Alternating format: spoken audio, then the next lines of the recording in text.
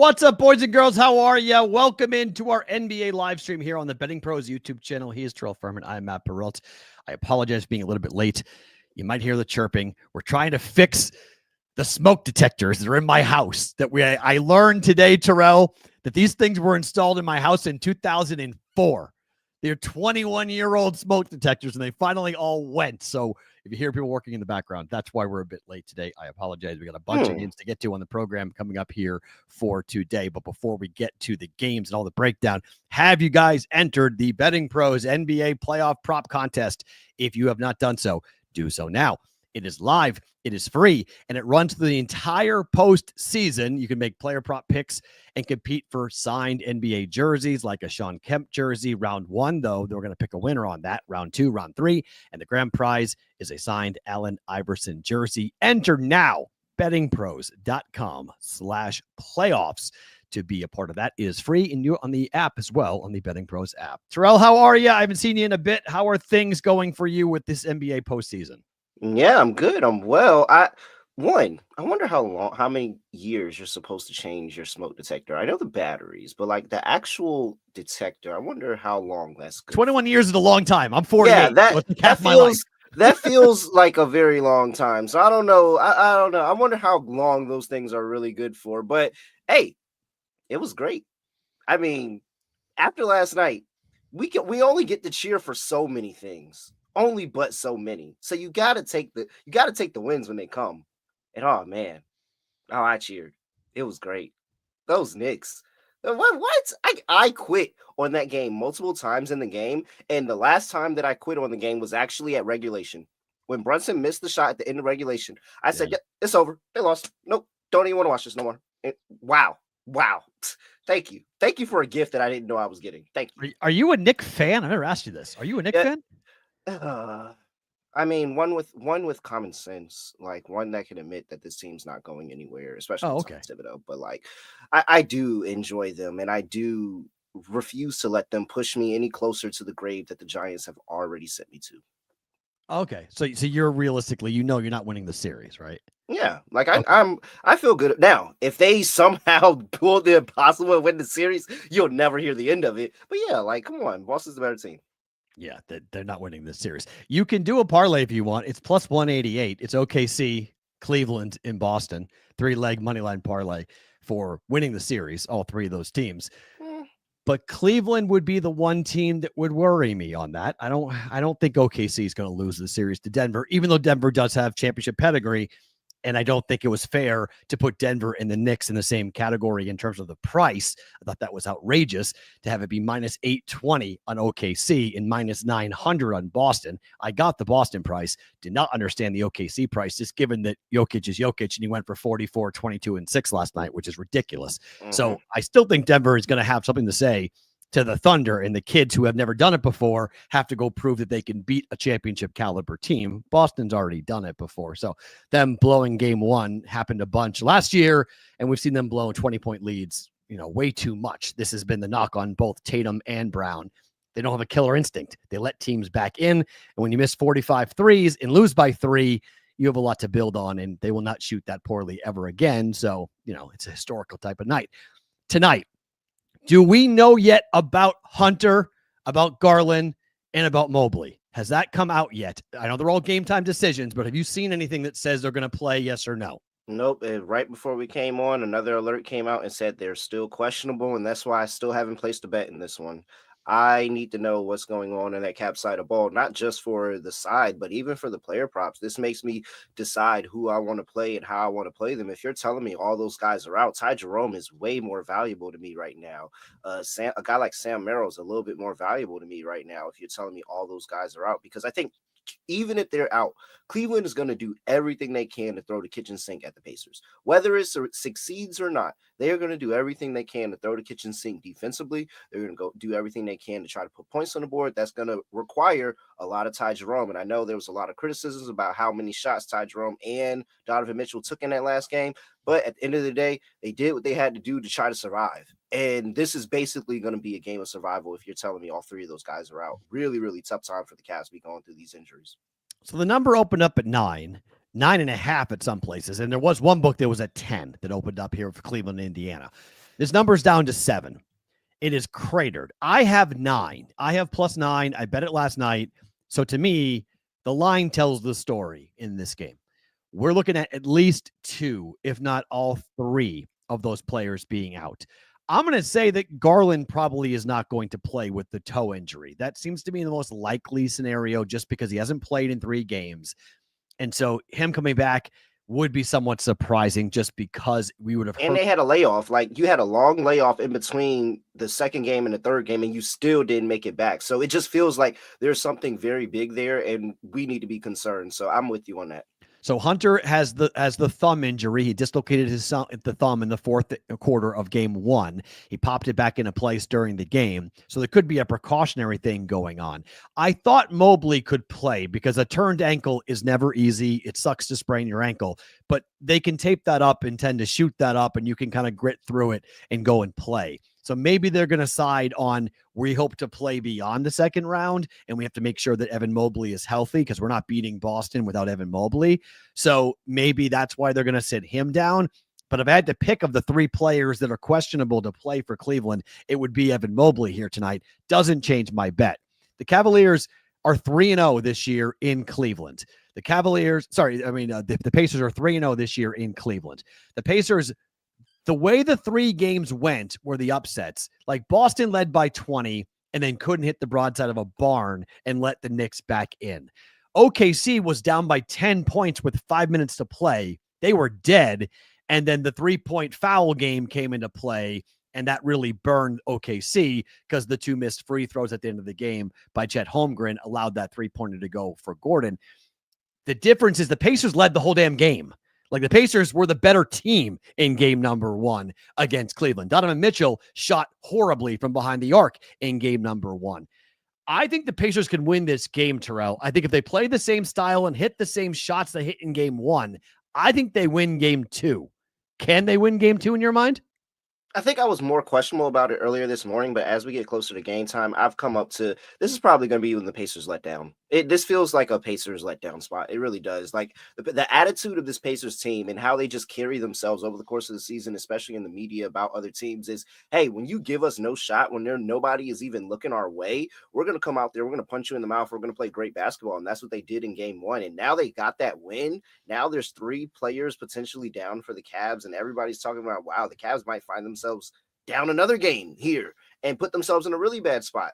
And I think that's when this Pacers team might get a little bit comfortable, let off the gas. Like, I still do really think Kenny Atkinson is a good coach. I think he can come up with a solid defensive game plan here. So I like the Pacers team total under. Honestly, I think that's a pretty smooth play. Under. Yeah, I think that Cleveland, especially if DeAndre Hunter is able to if DeAndre Hunter is able to play in this game, maybe he not do anything offensively, but I think his defense and this defensive-minded team in Cleveland is going to get up for this spot knowing, hey, this is the second game. A lot of these dogs, especially after they win game 1 on the road and then come into game 2, they really do underperform, at least scoring the basketball as well. Like, I think this is an uncharacteristic scoring night, especially after they were hitting lights out in game 1. I don't think they replicate that. The only way that I'd entertain that is if Mobley plays. If he doesn't play, I'm not trusting guys like Sam Merrill to stop this AAU offense for the Pacers. Yeah, that's under perfect situations for me. Like, again, I'm waiting on the injury report. I haven't made a move, but if you're telling me that, hey, they're going out there and they're playing these guys and this defensive-minded Mobley, Hunter, all these guys are still playing. Like, even if Hunter dislocated his thumb, he's shooting the ball, he's not going to be great. But defensively, he can still make an impact. So I think defensively, this Pacers team, like, I don't know if they're going to be able to go out there and have the same offensive light show that they had game 1. And I think the Cavs are really, really going to take that to heart. Now, I think the Pacers actually still can win the game, even if they can't score the basketball, because I just think they might have gotten in Cleveland's head in game 1, but that doesn't matter to me because I just care about the points. So I'll wait until I see something. But if you tell me that Mobley is still playing, you tell me that Hunter is still playing, I feel good about taking the Pacers team total under because I trust Kenny Atkinson to make adjustments. 110.5 is the team total for Indiana. They scored 121 in the first game of this series. And I don't think the game's going to be any different from an offensive standpoint for Indiana. I think the Cavaliers could win the game, 125, 120, somewhere in that range if they do wind up, going out there and having their full complement of players. But I mean, in Cleveland, The Pacers scored 126 points on the 13th of April, and they scored 108 points in the game on the 12th of January. So their team total is set at 110.5. So they're 2-1 to that number, but that's only 1 3-point bucket shy of going 3-0 to the number of 110.5.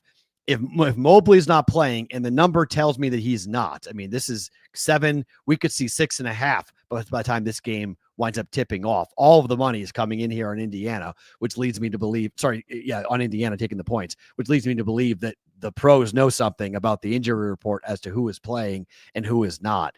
Indiana can win. I mean, Cleveland can win the game if Donovan Mitchell has an outstanding game, much like Jokic yesterday. I said, look, the only way I thought that Denver would win the game was if Jokic went for 40 and 20. Well, he had 44 and 22. So we need that type of effort. Maybe not 44 points out of Donovan Mitchell, but I need 30 out of Donovan Mitchell, and I need activity. I need assists. I need defense. I need rebounds. I need him to be the best player on the court. And right now, Halliburton is turning into, if you didn't know him, a superstar for the Indiana Pacers. And he had an unbelievable playoffs last year, picking right up where he left off here with Indiana knocking out Milwaukee and now taking game number 1. I cannot wait to watch this game tonight because Indiana's got, if Boston gets a chance to play Indiana, I will be in heaven because that's a perfect matchup for Boston to go up against Indiana. Cleveland's a different story because Cleveland is defensively. Mobley creates all sorts of problems for the Boston Celtics. Not the similar situation from a lineup standpoint for Indiana. So I'll be all over that. Mitchell over 27.5 points. I like that, DeJuice. That's a good play. If in particular, if the 3 guys we're talking about are all out, I think that's a good play of over 27.5 points for Donovan Mitchell, because who the hell else is scoring? I mean, you have Merrill shooting threes, you got other guys jacking shots, but they're not going to be scoring 20 plus points that often, behind the arc. So I like that a lot. All right, second game tonight, Golden State in Minnesota. This number opened at 5.5. It was bet all the way up at some books to 8 and has now come back down to 6.5, where I took it here. Are you on the Warriors keeping this train going with Jimmy Butler, or is it Ant and company to have a big win tonight in game 1? No, I like the Warriors. I think the Warriors keep this one close. And I will say, I am concerned. I think that Minnesota does provide a problem for Golden State here. I think Minnesota has also the motivation to go at Golden State here in this spot, but I just think this is going to be a competitive game in the fourth quarter where we may see a back and forth affair. And yeah, maybe Minnesota does get over their fourth quarter woes from the season. They had a really good fourth quarter, that whole series against the Lakers, and they're able to get the win, but I think it's going to be close. I think it's going to be inside of possession. And so, yeah, I like the Warriors here. Steph has been great against this team all year. He's averaging close to 30 points. I love to see Jimmy get that revenge game against Minnesota that I've been longing to see. So hopefully that can come through. But the real big thing here for me is, what is Draymond Green going to be able to do against Julius Randle? Julius Randle was dominant against the Lakers, 22 points per game during that series. He was arguably, of course, we know Ant who went off, but he needed his Robin, and Julius Randle was able to be that. Is he going to be able to be that in this series? Because he hasn't done it before. In fact, he hasn't scored over 22 points against the Warriors before. He's been struggling to score against them. He only scores 15 points per game against them. And Draymond Green looked amazing defensively against Alperen Sengun in the back half of that Houston Rockets series. So I think that's going to be a big thing. I'm fading Julius Randle right now. I like him under 20.5 points here. And with that, I'm going to go ahead and play the correlation game of, if Julius Randle has a bad game, who do I think takes up for that? In that spot, Naz Reid coming off of the bench in the same angle. He's able to get there, get to his spot, give them that little bit of a boost that Julius Randle isn't giving them that game. So I also like Naz Reid to go over 9.5 points there. T-Wolves beat the Lakers in 5. They're beating the Warriors in 5. I'm laying the 6.5 tonight. If I get a better number at 6, I like it even more. The Lakers and the Warriors are almost identical to me. They have no rim game. They have no rebounding. I like Jimmy Butler a lot, but this team can only do so much. This is why the Warriors struggled for most of the year. It's why they went out and made the trade to go and get Jimmy Butler, to go and get another scorer for Steph Curry. Steph is unbelievable, but at times Steph has looked his age, and Steph hasn't been unbelievable. He has had off nights shooting the basketball. And this team for the Timberwolves, this is Anthony Edwards' time. Like this is the 23-year-old's moment to do what he did to the Lakers, to the Warriors. I don't know how they stop him. And when you don't stop Anthony Edwards, you must rotate over, and it changes your defensive game plan, and it opens up rebounds for Gobert and Randall, and they dominate the glass, and then they protect the rim. And you can't, I mean, look, they're going to shoot a bunch of threes, as we know the Warriors do, but that's not really going to get it done in my mind. You have to be able to get to the rim, because you're not going to look what Boston did last night. They got in love with a 3-point shot. Threes didn't fall. They lost the game. I just think there's too much talent on the Timberwolves side, and I think Gobert and Randall both are the keys to this. Their ability to rebound, offensive rebound, defensive rebound, and protect the paint. I think this is a really bad matchup for the Warriors here tonight, and I'll lay the 6.5 points with Minnesota to take game one. I'm really surprised. I think everyone is I know people love to bet what they just saw. And so they're saying upsets. The 3 games previous, the road team has won. If the Warriors win tonight, it will be the first time in NBA history that teams on the road won. The road team won all 4 games in this round. We don't normally see this. So we're due for a home team to win. Then the question is, do they cover the 6.5, which I think that they're going to be able to. And you look at this Warriors team, and everyone's betting the Warriors because what they just saw. Like, oh, it's upsets. Take the points. Okay, yeah, I get it. It's worked the last 3 games. This is the game in which I think the public's wrong. The line moves wrong. And it's that CLV can all over again, where you're like, all right, whatever number you have, Warriors lose the game by 10 points, and the T-Wolves cover every number here coming up. I like your Naz Reid angle a lot, though. I do think he coming off the bench equally is going to be a problem. Mm-hmm. For the Warriors. And he was a big key in the last series. I think he'll be a big key. If the T-Wolves are going to win the West, it could kind of ride on guys like him, because they have to have big games out of him.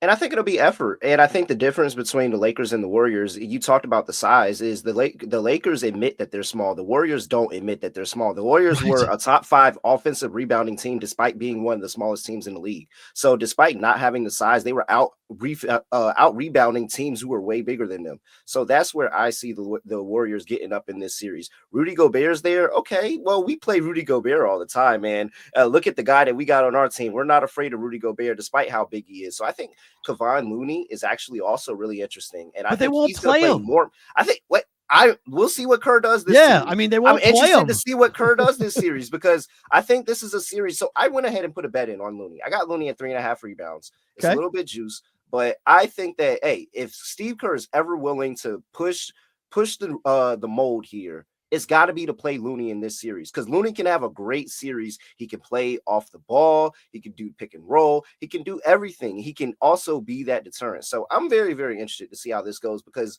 I understand the criticism of the Warriors' size, but the Warriors have been offensive rebounding all year with guards, with everybody, and Jimmy came and he even made it better. And I think that's where Jimmy's going to impact this game. I think Jimmy's going to snag a bunch of those rebounds around the rim. I can't wait to see if they're going to play Looney. I mean, why isn't Looney starting? I mean, Looney should start for the Warriors. I mean, they need him on the court as much as possible here, just because their lack of size. So that's and look, long rebounds from 3-point shots. Oftentimes, smaller teams get opportunities on rebounds because of the long bounce off the heel and off the front of the rim. So that kind of negates it a little bit. But it doesn't negate the defense that Gobert is going to go ahead and present. And the same problem that Luka had and that LeBron had, it's going to be the same problem that Jimmy's going to have, is trying to get to the rim consistently here. And look, that they've played tremendously well with Jimmy Butler this year. The numbers are heir apparent. I just think they're running into a better basketball team, and I think they're going to have a tough time of it. So I like the T-Wolves tonight laying 6.5 up against them. Let's go to tomorrow. Celtics and the Knicks. This is a number the pros can't stop betting. This number opened up at certain books at 9.5. We're at 11 in Vegas already here for this.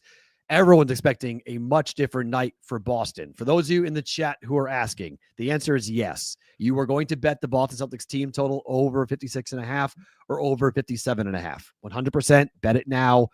It is first half team total for Boston. Yes, thank you. I can't believe the number's the same. It was 56.5 last night. It flew over that. And that was with Boston shooting 30% for the first half in that game.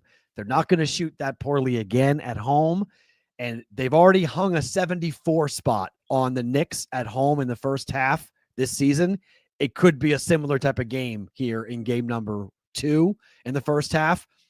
All I'm betting is that Celtics team total first half over 56.5 or 57.5. But Terrell, do they cover the 11? That's a big number. I mean, they could. If they hit those 45 threes instead of missing them last time, then yeah, you definitely cover that number. And they're gonna do the same thing this game. Like, it's not like the game plan. You listen to Charles Barkley, like these teams shooting all these, like the game plan is not about to change for them. They're about to go out there and shoot 45 more. And so, like, yeah, anything could happen. If they miss, you could be looking at the same situation, down 0-2, and it feels like Miami again. But if they hit them, it could be really, really ugly. For me, I'm not betting either. I can't bet the Knicks. Nope, not especially not after they won a game. Oh, no way. I'm not jinxed. I would never forgive myself because I would purposely blame myself. Like, oh, yep, see, I bet them. That's why they lost. Nope. So if they lose, they're gonna lose on their own accord. It's not gonna be because of me. Nope, not at all. So, however, what I will bet and I will tell you is because it hit last time and it's been very, very good. Josh Hart. I'm going to take Josh Hart over 20.5 points and rebounds here. Had a good game. He typically has good games against the Celtics. He's the one that, hey, we're cool conceding to him. You want to let Josh Hart score the basketball? Fine, we're going to do it. And we're going to cash if they're going to concede to him. They allow him to shoot threes, and he'll occasionally make them too. And they allow him to get lanes to the basket, and he's athletic, and he's unlimited motor, so he's always around the rim. So with Tatum, Brown, all those guys rebounding, Hart's right there with them trying to snag rebounds too. And so he fills up the stat sheet almost every single game he plays the Celtics, and I'm going to continue to ride it. He did in game 1. I think he'll do it again in game 2. I have Josh Hart coming in for a big game here. Yeah, I'm not going to touch anything besides Boston in the first half, team total wise, because in game is your friend here. I mean, this is going to be, even if Boston does cover it, the Knicks are going to have a run, and all New York is trying to do is get the game to the fourth quarter to allow Jalen Brunson the opportunity to go off to steal the game. He's the most clutch player in the NBA. He's the most clutch player in this series. He's a big problem. Like, there's no other way around it. He's a big problem, and in the fourth quarter, he's a massive problem. So if you're a Knicks fan, all you're trying to do basically is enter the fourth quarter being down like 4 or 5 points. Yeah. And then you have a real chance to take the game and steal the game from Boston. So watch for that. And if that's the case, you can take it in game. You don't have to worry about laying 11 points. You should be able to lay 4 or 5 points with Boston. So if they're going to cover that. So, or if you like the Knicks, just wait, let this number climb and see how many points they'll give you. Because you might get 12. I mean, it's 11 right now. You might get even messing with Joe Mazzulla. He might get outright win like last time. Yeah, like that was pretty crazy. So we'll see how that goes with does Boston have a different game plan? The thing that would worry me from a Celtics perspective is how much ISO ball they played in game 1. I don't think that will happen. Normally they move around, but at the end of the day, the entire Boston Celtics season rides on Kristaps Porzingis. And so when you get the runs in the middle of a game and you can't play, well, okay, what did you eat? What did you have? Because whatever it was, don't do it again, and take Pepto-Bismol or something so you can play a game of basketball, because him playing 13 minutes last night was disastrous. It can't happen again. If Boston's going to win the game easily, Porzingis has got to play and play a lot. He is the guy that no one can guard, Knicks included. So that needs to happen. Karl-Anthony Towns was a ghost last night. He really had no impact on the game. That's a big break for Boston. You got to make sure that continues, get him in foul trouble, make him have stupid mistakes. But Porzingis is the key for tomorrow night. Now, the late game, this number equally is being bet like it's already been a final. Denver opened up as 10-point dogs. It's now 11 and climbing for Oklahoma City here in game number 2. The total is up to 231 for this one. I don't know. I know the Thunder won, 57 games by double digits this year. Like, they normally kill people. So they think they're going to kill Denver. I don't know. It's Jokic. I'm getting 11 points. Going to have a hard time not taking the dog here, Terrell. Yeah, it kind of feels like a lot for me. It really does. I'm not there. I'm not there yet. I really haven't gotten near in any faction of this game. I do think that OKC is going to be able to respond. It's just how well can they respond? Now, Denver's game plan is the same thing as the Knicks' game plan. Can we get OKC into a tight game in the fourth quarter? Because OKC has found ways to kind of mess up these tight games in the fourth quarter. They've been so good because nobody's been even light years anywhere near them in the fourth quarter. I think if there's anything that I'm going to take in this game, it's probably going to be an OKC team total over. I haven't gotten there yet, but if I do get to somewhere, it's probably going to be some form of an OKC team total over, and the offense comes to play, and the offense is locked in. And if there's any way that they blow this game again, or they allow to not cover this game, it's because that they had another coaching malpractice, or Denver's offense was just amazing. But I think OKC's offense is going to be come in locked in, ready to go. They're going to score the basketball. So if I get to anywhere, it'll probably be OKC team total over. I can't wait to see what the Jokic points, rebounds, and assist prop looks like. I haven't seen it yet, but he had 76, right? In game one, he had 76 on that. So that was ridiculous for him for that to happen. I'll be really curious to see what that number looks like, and then what the game plan is going to be for OKC, because that whole pick and roll switching thing that they did at the top of the key didn't work. Like, you can't have a guard on Jokic. It doesn't work. So you had to figure out a different way of figuring that out and to have it go that direction. So if it absolutely goes down that way, I think that might be, if they change up the defense and make it be somebody else to beat them, make it be Murray, or make it be just not Jokic, I think that's probably the best way. But he just, in the fourth quarter, he was unstoppable getting to the rim whenever he wanted to. And mostly it was because of the guards that they were putting on him. So as of right now, I would take the points for sure. And there was a lot of foul trouble going on in that game too. So that's going to be different in game two. Yeah, absolutely. All right. As we look to wrap here, what are we betting tonight? What are we giving out here? All right. So haven't gotten anywhere in the Cavs and Pacers game. Let's just go ahead and I'll watch that. But I do like Naz Reid over 9.5 points. I like Julius Randle under 20.5 points. I don't think he's going to have the big game here. I do like the Warriors here plus 6.5. And then tomorrow, Josh Hart, continue to play Josh Hart. He's been so good against this team. Josh Hart over 20.5 points and rebounds. And that is it for me. For me, we're going with the Pacers plus 9. I know that number is gone. We bet it last night with the juice because I thought these guys could be out. It looks like they're going to be out. So I'm going to take the plus 9. I'm going to lay the 6 points with Minnesota tonight. You can shop around, look for sixes. There's a couple sixes in the market. Minnesota -6 tonight up against the Golden State Warriors. I'm taking the Celtics in the first half team total over 56.5 or 57.5, depending on the number. Either number is fine by me, coming up with that. And then you've got Denver and Oklahoma City, which I don't know as of yet. I don't know if you guys can hear the fire alarms going off or not, but that means I need to wrap because they're doing a fire alarm test at my house. So that's why I was late. It's what they're doing. I apologize, but we got to run. He is Terrell Furman. I'm Matt Perrault. We're back next Tuesday for another NBA live stream here on the BettingPros YouTube channel.